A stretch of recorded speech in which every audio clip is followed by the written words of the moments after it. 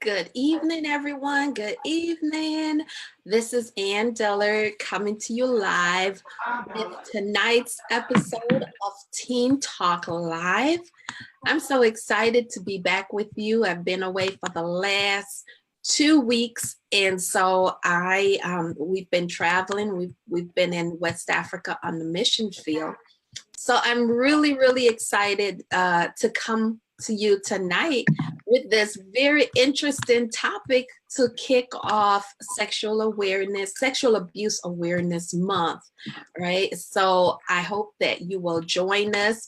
Feel free to like and share this video and tell somebody about it, because my special guest, Ms. Natalie Bryan, is going to be talking about sexual abuse awareness. So welcome, Natalie. Hi, how are you? I am well. I'm so glad we finally get a chance to do this together. I know you're the international traveler, humanitarian, awesome social worker. Well, just following the wheel, following the call. Yes. So, Natalie, tell the audience a little bit about yourself. How do you serve in the world? Well, I am a licensed clinical social worker. I have a part-time private practice. I work with veterans during the daytime. However, I do have a nonprofit organization called Pearl, providing education and advocacy to rebuild lives. Pearl really reaches out to the community to try and educate on prevention of child sexual abuse through the Darkness to Light programs, such as Healthy Touch, the commercialized exploitation of children, Darkness to Light's main program called Stewards of Children, which helps with the educating of schools, churches, and other community organizations. So we try to get out into the community, educate parents, educators, church, and just any advocate for children, just about the signs and the prevention of child sexual abuse. That is so important, Natalie. That's good work that you're doing, because this is a taboo subject in a lot of communities to talk about. Mm-hmm. It really is, especially when it comes to culture. A lot of cultures make the sexual abuse kind of secretive. It's taboo. So they really make it kind of a part of the society. It's just an unspoken word, an unspoken culture. Like, Uncle Bobby, you can't sit on his lap, or we don't go to Grandpa Timmy's house because he has a problem. We live in a society where we kind of protect the perpetrator instead of exposing, and that's where sexual abuse prevails. It's in the secrecy of a thing. Wow. I think in a lot of communities, we might think if we don't talk about it, it doesn't exist. Mm-hmm. Mm-hmm. And I think that's really the perspective that a lot of people come from. They come from the perspective of, I don't see it, out of sight, out of mind. I don't see it happening. I don't hear about it happening, so it's not touching my community. But there is no socioeconomic background that this does not touch. You can be wealthy, you can be poor, you can be skinny, you can be fat, you can be light, you can be dark, you can be Asian, you can be Hispanic, African American, Caucasian. Like, there's no culture that this is not touched. It's just so prevalent. And what I like about the Stewards of Children program is it shows it from that perspective.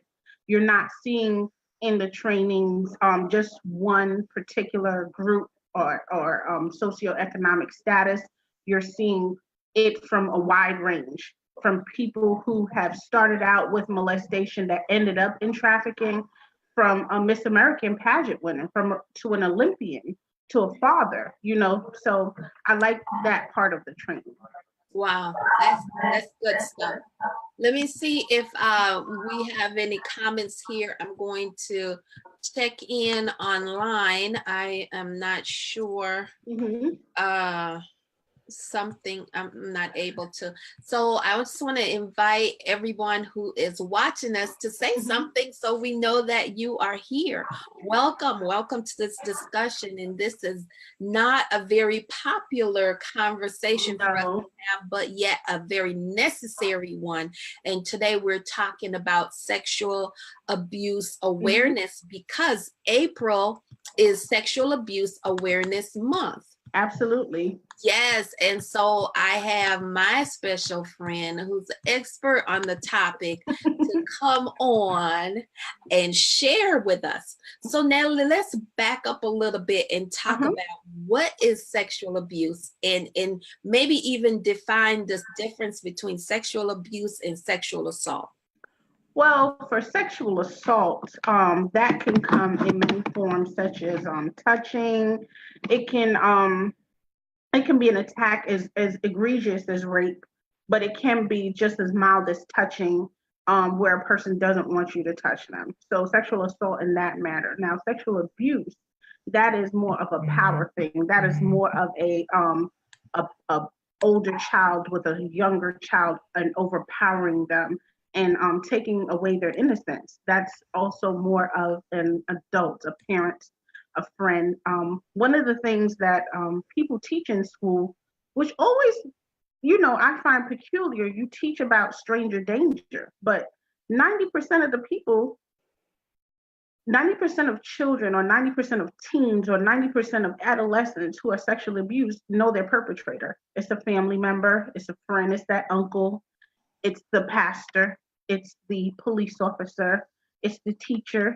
It's the people who are supposed to be protectors.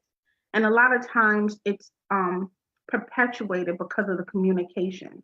And what's lovely about children is they always do a tell. They tell on themselves even when they don't realize it.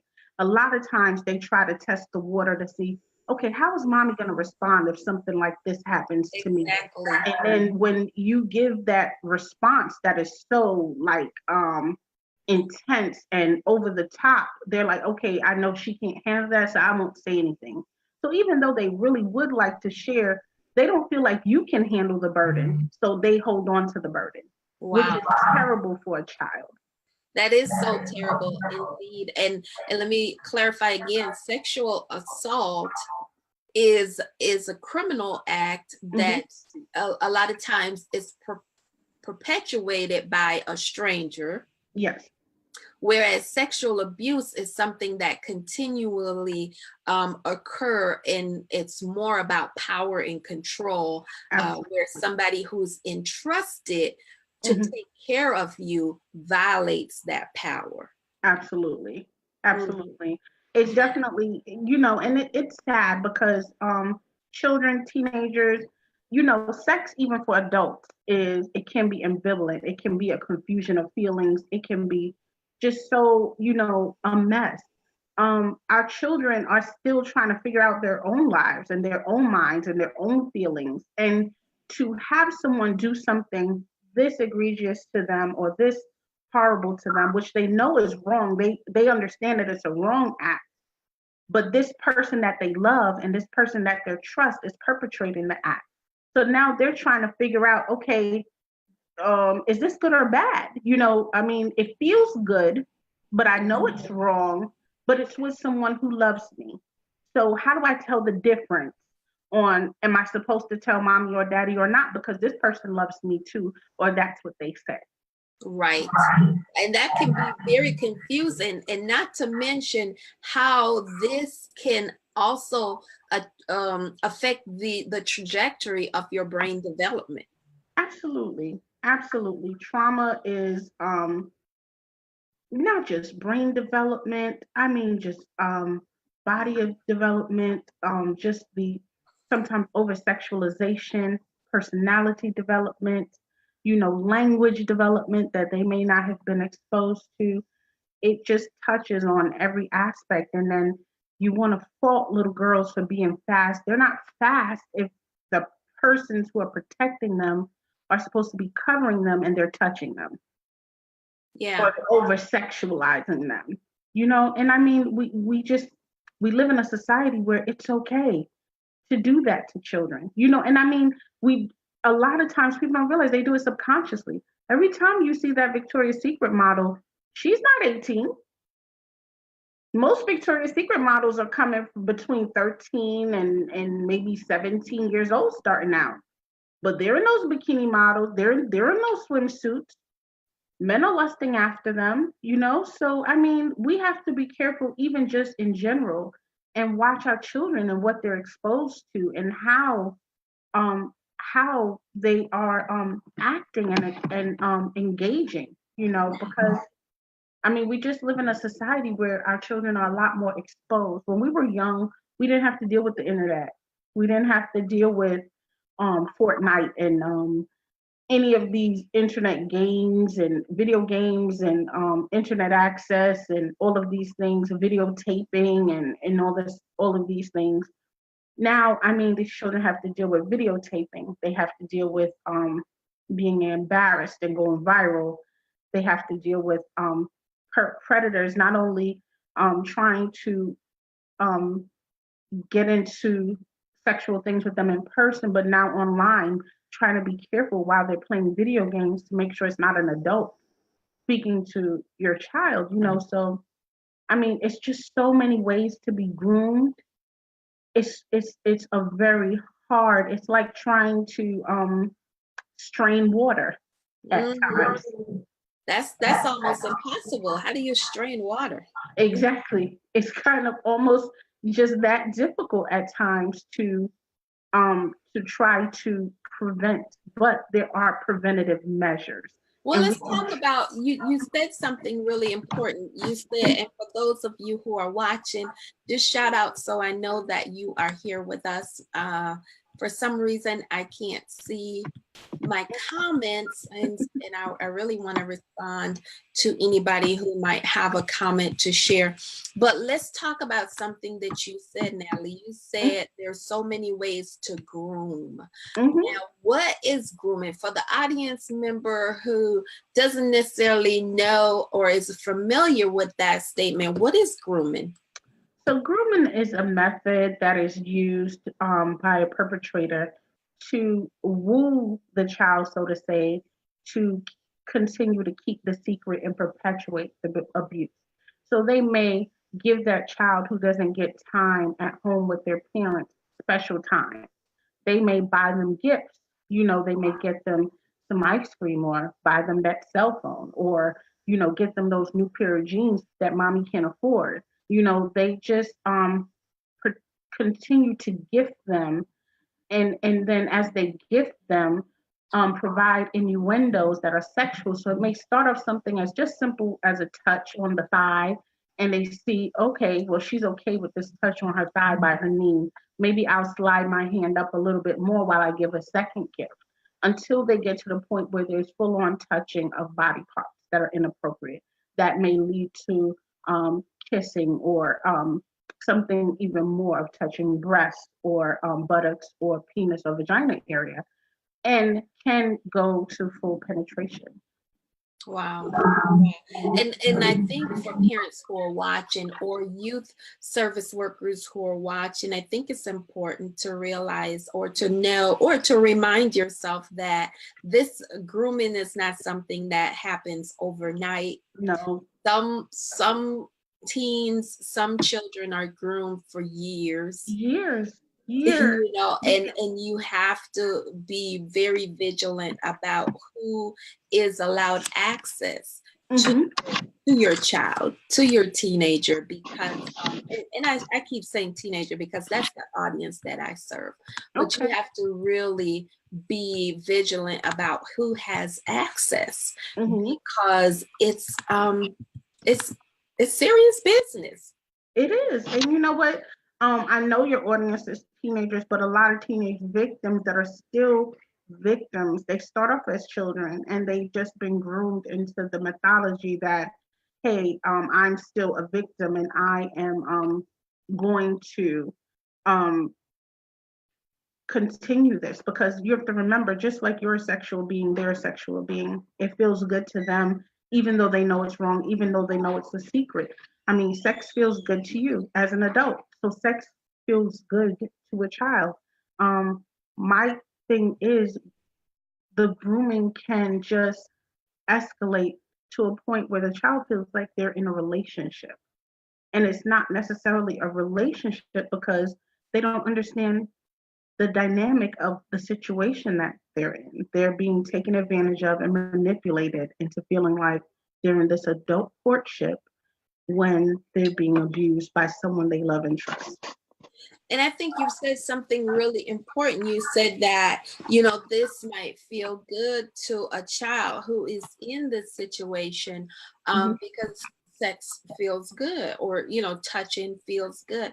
And I think with that, it's important to realize that that child or that person can then feel a certain level of guilt and blame themselves, like, okay, if it felt good to me, then does that mean that I asked for it? Does that mean that it's my fault?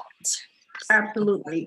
They do feel that way, and they do feel like you know, this is my fault, or I asked for it, or I could have stopped it, is their thinking, but they don't understand that they are being manipulated, and they've been taught that this is okay to some level. And the sad commentary is people never think about the fallout after it all comes out. They don't think about the family members who are picking up the pieces. They don't think about that family member who may be in jail, who may be the primary breadwinner of the house, who's not there anymore, that these people are now going to be homeless because no one's there to pay the bills. They're not thinking about, all of the mom who now had support. It's no one there for her to support her. And she, so they don't think about all those different dynamics that families deal with post fallout of a revelation, which is also the burden that the child who's being abused carries, because now she's thinking, or he's thinking, hey, if I say something, somebody's going to end up in jail, and guess what? Who's going to pay these bills? Who's going to help my mom? What are we going to do with our little siblings? And it's just so much that it's not just the sexualization, but it's the burden of carrying the secret, and it just takes so much of pushing down, pushing down, and pushing down. And this is why you find so many victims falling into these coping mechanisms that are detrimental. Wow. You said some really key things. Let me just take a pause for a second and say, hey, Kelvin, thank you. He said 2 winners. Hey, right back at you.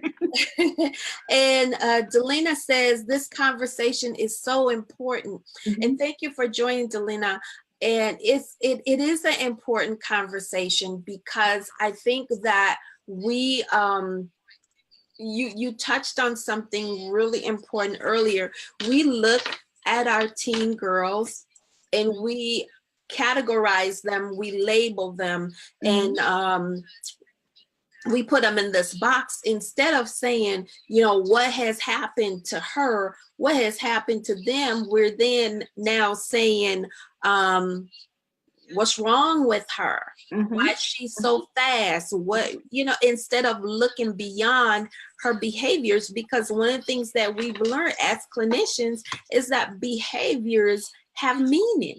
Absolutely. There is an underlying reason to so many different behaviors, and we don't realize that, little girls don't want to be sexualized. If you really think about it, they want to be protected, they want to be loved, and they want attention. A groomer, if they find the right girl, and a lot of people don't realize that perpetrators, they know what children to look for. They know which children will keep the secret and who won't keep the secret. They study this. They're not just going to go and pick out any child. They're not going to pick out the little girl who's going to scream, "Mommy, somebody touch my knee." They're going to pick out that little girl who's the middle child, who's not getting a lot of attention, who's very quiet, who's very mild-mannered, who's very, introverted. And they're going to, hey, how beautiful are you? If your parents aren't telling you you're beautiful every day, and this person is, you're going to feel beautiful. If that person says, "You're so beautiful, I just want to bring you gifts," and start to lay gifts at their feet, what are you going to do? Hey, I feel so special. This person says I'm beautiful. They buy me presents. If I say I like something, they're going to take care of me. and they're just wonderful. And then the grooming starts. So it's a little touch, it's a little hug, it's a little kiss. Then the child feels obligated because I have to be thankful because they paid some attention to me. They made me feel special. Little me that doesn't have anybody that's not as pretty as my sister or as cute as my cousin. And they start to feel like, hey, I owe them because they made me beautiful. They made me feel this wonderful. Right. They end up in this cyclical relationship, reciprocating one another when it's unhealthy and damaging. Wow. And then what about when the perpetrator is in the house? Yeah, that's a tough one. That's a tough one. And most perpetrators, when I was in New York as a child protective worker, and the FBI came in and they talked about perpetrators from pedophiles to abusers. And what I found interesting that they said was that pedophiles prefer boys than girls. Wow. I thought that was interesting. And they said they have a type, and it doesn't matter how long it takes, they will groom a whole family to get to that child. They said most girls who are being sexually abused are situational. They just happen to be there and available. So that's where you get this whole stepdad is raping or molesting stepdaughter and things of that nature, or stepbrother in these situational scenarios. It's just really, really sad that who's supposed to be protective and covering, and now this family is forever fractured. She's always going, or he's always going to look at this person who's supposed to be a father figure or a brother. What's her relationship going to be like with men? What's his relationship going to be like with men? We don't talk about the fact that boys are sexually abused also. The fact that when they become teenagers, they run through so many girls sexually because they're trying to prove their manhood that I'm not gay. I'm not homosexual. I'm not bisexual. I'm a man.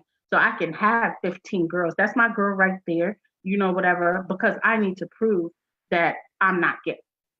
Wow. But no one looks at that as a symptom of, sexual abuse. They think, oh, that's just a boy being a boy.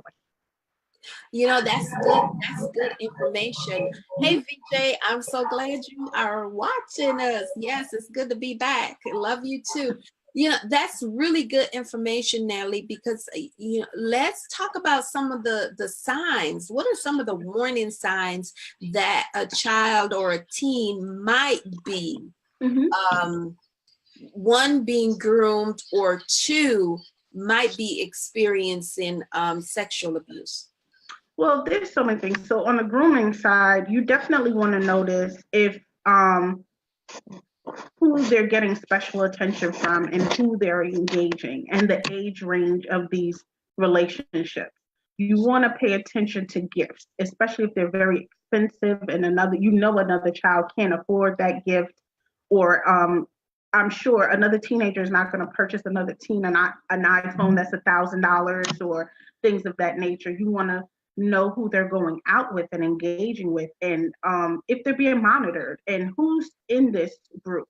A lot of times, we kind of let kids, do their thing once they hit a certain age, but you have to be so aware, not only with the grooming, but then we have to deal with the trafficking side. But you want to be aware of who they're engaging with, who's going to be present, what type of family these people come from, so we can hold someone accountable if something happens.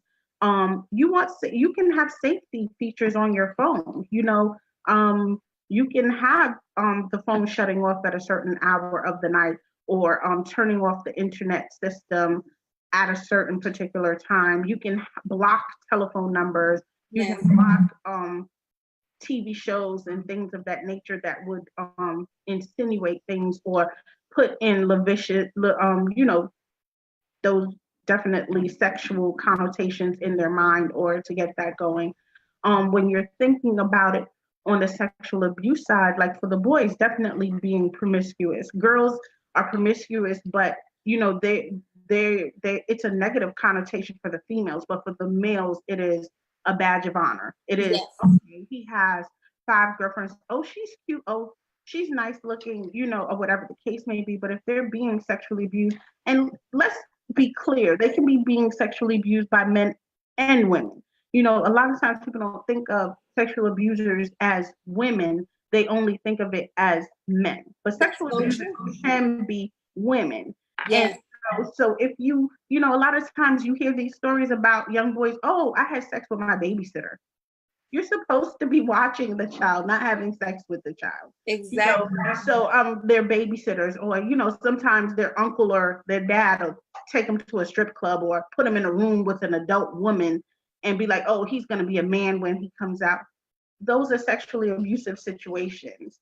And I think that's really important because a lot of times people do that with their boys, you know, because Mhm. they're turning them out and they're going to be a man, and I'm going to make sure that they do that. Mhm. But it is, I think people need to know that that is sexually abusive. And then VJ also says, you know, secret conversations, Mhm. that's a sign. Mhm. Definitely secret conversation, and that's why you have to pay attention. You know, who are they whispering with? Who are they talking to on the phone? Sometimes you just gotta check them. Let me see the phone. Who are you talking to right now? You know, look over their shoulder. You know, definitely pay attention to what's going on and off the screen. What was that? Let me see that last message you sent. Who did you send it to? You know, and it may seem a bit overbearing, but you're trying to protect them, because if you don't protect them, who is going to protect them? And I think sometimes, I yes. think I think that's key. However, I think that a lot of parents feel helpless with this technology age. Mm-hmm, I mm-hmm, think a lot of parents feel helpless, and they've a lot of parents have given up because as a parent, you know, you are entitled to have your child's passwords. mm-hmm, And sometimes they're so clever, because I see this with my girls. Sometimes they're so clever, they have 2 or 3 different accounts. mm-hmm. Well, I think the first problem with a lot of parents are, and you know, I teach this in parenting, and my parenting group ladies always, they just be like, could you just stop? The problem is they don't like saying the word penis and vagina. They have a hard time talking about sex in general with their children.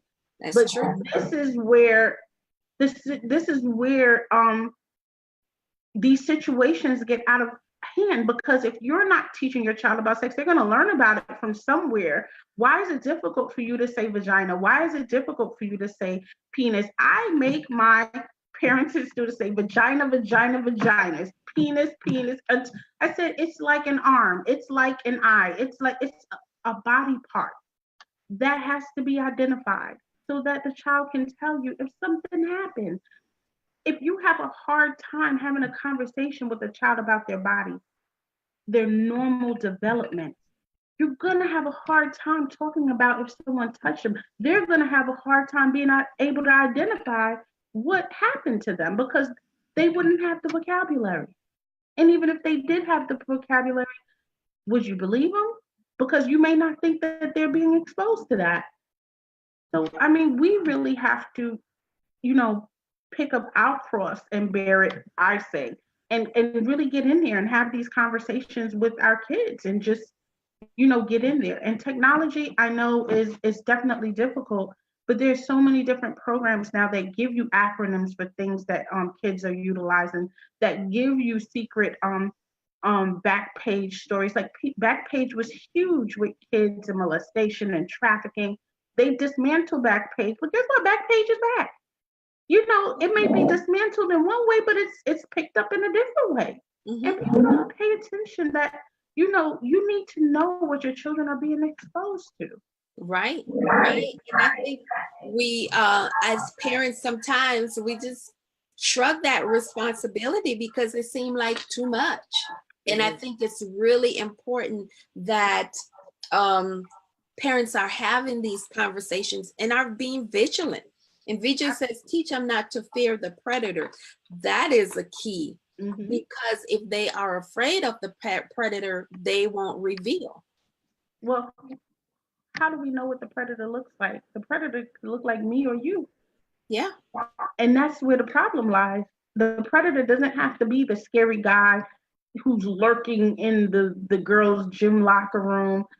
The predator could be the grandmother. The predator can be the older sibling. The predator can be the cousin. The predator can be, the auntie, the uncle. The predator can be the stepfather.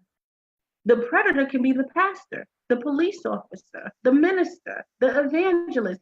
The predator is not necessarily what we put them in the box to be. And we need to prepare our children. We need to prepare our children to let them know that, listen, it doesn't matter who it is. That's If right. something makes you uncomfortable, come and talk to me. Let me handle it. And we Right. don't keep secrets. Secrets are, that's not our conversation. We don't keep secrets. You tell mommy everything, and we'll determine what can be held for later, but we don't keep secrets that mommy or daddy don't know about. That is so true. Hey, Saber, thank you for joining this conversation. I think also if we're going to teach them not to fear the predators, I think we also have to build that relationship where they are coming to us or able to come to us. Absolutely. Absolutely. People don't realize that our children, I said it earlier, they test the waters. They watch your response to basic things. Yes. To gauge to see if you can handle this magnitude of information. Because just like you find it devastating to find out what's happening to your child, it's just as devastating to them. And if they feel like they're going to hurt you or going to burden you or going to upset you, they're not going to let that go. They're not going to reveal any of that to you. I always use my little sister as an example with her little girls. And with her little girls, they be like, Mommy, you're my best friend, right? And she's like, yes. And she's like, well, as a best friend, we don't have any secrets, right? A lot of times people don't realize bath time, bedtime, those intimate times with your children, those develop stepping stones into these teenage years in where they can come and relate to you on a more intimate level. Those times and how you show your responses to their behaviors, to their interactions with others, to their engagement with their peers, their teachers, and everyone else.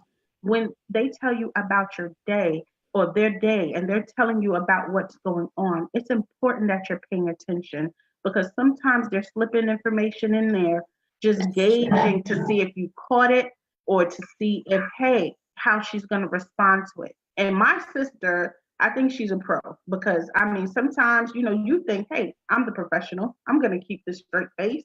And sometimes they say stuff and you're like, wait. And my sister is calm, cool, and collected. And she has the conversation. And I mean, on the inside, literally screaming sometimes. Right. But her face, everything is, and that's how you have to do it. You have to present everything is okay. Mommy's in control and mommy's going to, or daddy's going to handle it on the side later. But if you're like at the top of your lungs and over the top, and a child is not going to come to you because they're afraid that's the response you're going to give them. They're afraid that you're going to embarrass them even further because they're so embarrassed to tell you what's going on. And you don't want to foster that type of relationship. You want to foster a relationship. I use my sister where her little girl comes to say, Mommy, you're my best friend, right? And I can tell you, and sometimes you be like, oh my gosh, they just talk so much. But it's in those conversations that you get the real story. I think that is so true. And Kelvin says, geez, the grandmother, say it ain't so. you gotta be careful. Saber said no secrets. Yes, it needs to start when they're young. And I think it's, as parents, we have to be, again, vigilant because we have to teach our kids about, hey, Carmen, thank you for joining. Relationships is key. Yes. We have to teach the kids about really appropriate boundaries. Yes. Absolutely. Right. I mean, that's not the word you use for a 5-year-old, but you teach them appropriate boundaries as it relates to age age appropriateness, right?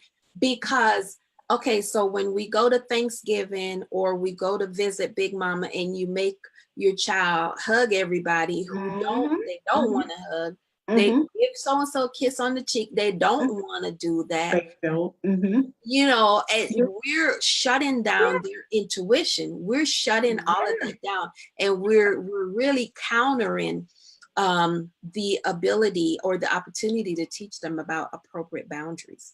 Absolutely. We're taking away their right to say no. That's what we're doing. We're taking away their right to say no. So if you're forced to have an adult kiss on you, hug on you, touch on you when you don't want it and you're saying no, you're just taking away their right and making them feel like, hey, I don't have any say when it comes to adults kissing on me, touching on me, and not being happy about it. Because mommy said I have to hug them. Mommy said I got to give them a kiss. I love this meme the other day, and I tried to share it everywhere because I thought it was so great. There's a little girl in the pediatrician's office, and the doctor was cracking up because the little girl said to the doctor, she had to be between 5 and 7 or something. She said, my mommy says you have to ask permission to touch me. That's the stuff that you need to be teaching your children. Exactly. Exactly. That's what you need to say. That's so key. That's so key. Because even for me with my grandson, he's almost 5. But you know, I taught him to say when it's time for him to get off of Skype with me, I taught him to say, it's time for me to go, Gigi. Because and if they don't want to hug, I'm like, okay, you don't have to hug me. My feelings might be hurt. Absolutely. But that's my issue. It is. Because in that's teaching them control over their own decisions in their own bodies. Absolutely. And I think we've lost, we look at children as mini adults or mini me's, I should say. And they should behave like you, and they should act like you, and they should have your mannerisms and stuff. They are individual people with their own personality that's going to come out, and it may rub you the wrong way because it's not the way you would do it or the way you would say it or given the outcome that you would like it to have. But if you stifle down their individuality and take away their right to be, themselves, guess what? That person who allows them to just be has their attention. That's so true. That is so true. Wow. So let's talk to the parents or the youth worker who might suspect. Let's go back to. Did we share some signs on what might present, what it might look like if a child or a teenager is being sexually abused? Personality change is like the major first one. If you have a child who is very extroverted, very engaged, very personable, do a complete turnaround where they're introverted, they're not talking, they're very keeping to themselves, private, very depressive mode. There's some concern there.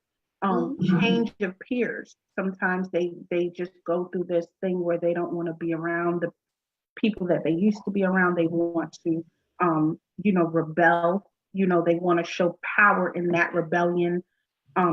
Substance abuse, alcohol abuse, definitely depression or anxiety, depending on where they are, who they're engaged with. Loss of appetite, somatic symptoms, head hurting, stomach hurting, constant back pain. Because they're holding it so tight, their body is starting to send out signals that something's wrong. Those are the types of things you should be looking for in your children. Constant headaches, change in appetite, sleep, loss of sleep, constant hypervigilance about people or person. Yes. Those are some signs. And also, if I can add to that, wearing oversized clothing. Absolutely. drastic weight gain. Weight gain because they use weight as a cushion. Yeah. Exactly. Those are key signs. And in some teens, or especially younger kids, when they go back, they revert to wetting the bed. Wetting the bed, bedwetting. Yep. Absolutely. Those are like key red flags, like alert, pay attention, something is happening. Definitely any STI, sexual transmitted infections, definitely any pain if they're trying to sit down, or uncomfortability in the vagina, uterus area, marks on their body, bite marks, handprints, things of that nature, hickeys, and things that wouldn't be age appropriate for that child. Language, is that child's language a lot more sexualized, hypersexualized? Um, Definitely acting out, violence, anger, aggression, because they feel like their power has been taken, so they're trying to regain that power. Yes. So those are some of the things that our kids face. I think those are really important key things to look for. So what do you say to a parent who is noticing some of these changes in his or her teenager? What do you say to her or him? I would say try to engage them. Try to engage them in a normalized manner. If you know that you're not a hovering parent naturally, don't just instant hover, because they're going to feel like, okay, something's going up, they're aware, and they're going to shut down. Just try to engage them, talk to them, get that whole empowered sense that you're on their side, and see if they would genuinely just open up. And this is where that stepping stone relationship of those intimate conversations are key, because you may know the right touch, you may know the right words, you may know the right song, you may know the right thing that just allows a child to release some of the things. I think in the video training, the little boy just laid on his mother's lap, which was a natural thing that he did. And, while he was just laying there, she's just doing her mother thing. And he just slowly starts to tell her bit by bit things of where he was sexually abused by the camp counselor. It's nothing like, to me, and I tell this to my moms and mothers in parenting, and nothing against dads. Dads have it too, but there's nothing like a mother's touch. And sometimes even just her touch, her presence is enough to calm an agitated child's body enough that they can relax in saying what it is that's hurting them or what it is that's uncomfortable. Wow, that's pretty powerful. So Natalie, we've run the gamut. We've talked a lot about this. We've given signs and things to look for and things to do. Definitely one of the things that I want to make sure that everybody who's listening know to do is to report it. Absolutely. Listen, people think that, okay, I need to have evidence and I need to know facts and I need to, have names. You don't need to do any of that. All you need is a suspicion. All you need to do is think it's a possibility. And then you hand it over to the professionals to investigate. And that's your job. If you feel like it's a possibility. I know when I worked in New York CPS, they have done investigations on just seeing a license plate number and they found the address. Just having a slight description and they've sent a person out. So it doesn't mean you need to have all of these facts and all. That's not your job. Your job is just to say, hey, I saw an unsafe situation where this child was at risk. I believe this is happening. I have no solid proof. They make the determination, they do the investigation. That's their job. Your job is just to say, hey, I'm not going to stand here and be a bystander and watch a child be abused and not say anything or not try to be a protective factor for them. Yeah. And I think when the child sees that you believe them and you're willing to take action, I think Mhm. they're more inclined to open up to you or to Mhm. share with you. But if you just say how Mhm. you respond is so key. So key. So key. The first thing you always say is, I believe you. So key. Absolutely. Because it determines how much detail you're going to get, how long it's been going on. It determines if they're ever going to open up to another person. It's Right. never happened. So it's so key how you engage a child or a teenager in this type of trauma, because it's definitely a trauma that's trifold. It's not just sexual, it's emotional, and then it's personal. Yeah. So you're looking at it, the burden for your family, the burden for yourself in dealing with this sexual component, the burden of the embarrassment of peers, the problems that have come from the outcome. So it's really important that we're aware of what's going on.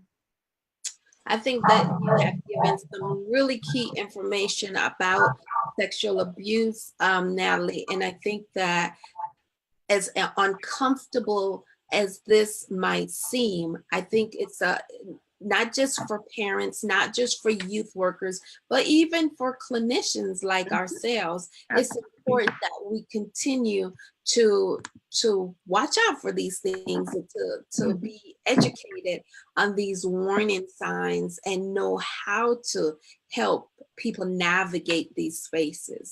Mhm. Well, I do say this, parents, you are the gatekeepers to your children.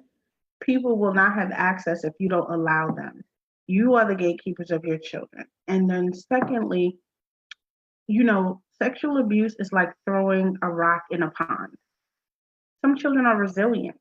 That ripple from that rock may only go a few ways, but you don't know where that ripple ends. A lot of times when you see our adults struggling with substance abuse, struggling with suicide attempts, struggling with alcohol abuse, and struggling with homelessness, it's coping mechanisms, obesity, overeating, weight issues, the coping mechanisms to what tragedy they have been dealing with where no one believes them. You know, sometimes our sexual teens struggle. Well, if I wasn't molested or raped, would I be homosexual?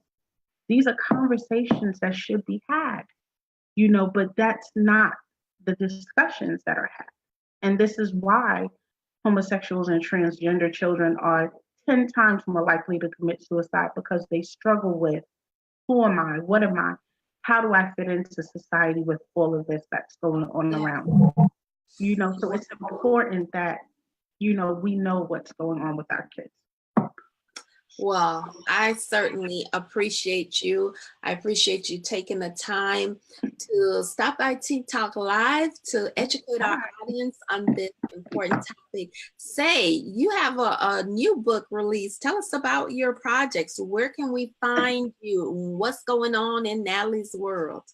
Oh my gosh, yes. So I co-authored a book called Body Talk, Finding the Beauty in You, and it's with 8 other wonderful authors, and we are talking about how to empower women in identifying their strength and their beauty within themselves. So we all gave personal attestments to what it is that we struggled with and overcame, and finding love within ourselves and able to, strengthen and empower ourselves, and in hopes to empower others to love themselves, to take care of themselves, and to believe in themselves. That's amazing. And where can people get a copy of that book? Okay, so you can get it on it's www dot w I missed the w dot nakedandunafraid.net /Natalie Bryan will take you to my website, and you can order a book. www.pearl wearepearl.org is my nonprofit organization, and Pearl is providing education and advocacy to rebuild lives. So, like I said, we go into the community and we just help to educate about um, sexual abuse, trafficking, commercial exploitation of children, healthy touch, learning about healthy boundaries. and so much more, domestic violence, intimate partner violence. If it's the need, we try to educate our community, because if you look at our system, it is almost 80% where I am, children of color that's in the foster care system, that's in the court system. So we need to advocate for our little ones. That is so important. That's really important work that you're doing. So when we get done, if you would drop your contact information in the comment section, that would be great. And I just want to shout out to anyone who's watching this. I've got lots of grounding beads for sale. People know about my grounding beads, and I have lots of grounding beads that comes with an instruction card on how to use these grounding beads. And hey, guess what? Using these grounding beads can help you be confident, be a little more grounded and confident in having this difficult conversation with your children, right? So I tell you how to do it. I give you tips on how to ground, and we have grounding beads for sale. So if you are interested, just drop your name in the comment section and I'll send you information in a variety of colors that are available to you. All right. So Miss Natalie, final closing remarks? Thank you for having me. I really appreciate it. And parents, know this is a tough topic, and I know it's difficult for you, but it's a needed topic, so sometimes we have to be selfless and not selfish and protect our children. Excellent. Excellent. I couldn't have said it better. Well, it has been a pleasure having you. Thank you all so much for joining us on tonight's episode of Teen Talk Live. Please like and share this, because everybody needs to be talking about this. Absolutely. And this month is Sexual Abuse Awareness Month. And, reality is we need to be talking about it every month. So thank you for joining us. And if you have comments for Natalie or I, drop them in the comment section. And don't forget to order your grounding beads. All right. God bless you all. Love you all. Have a good night. Thank you. Have a good night. Yes.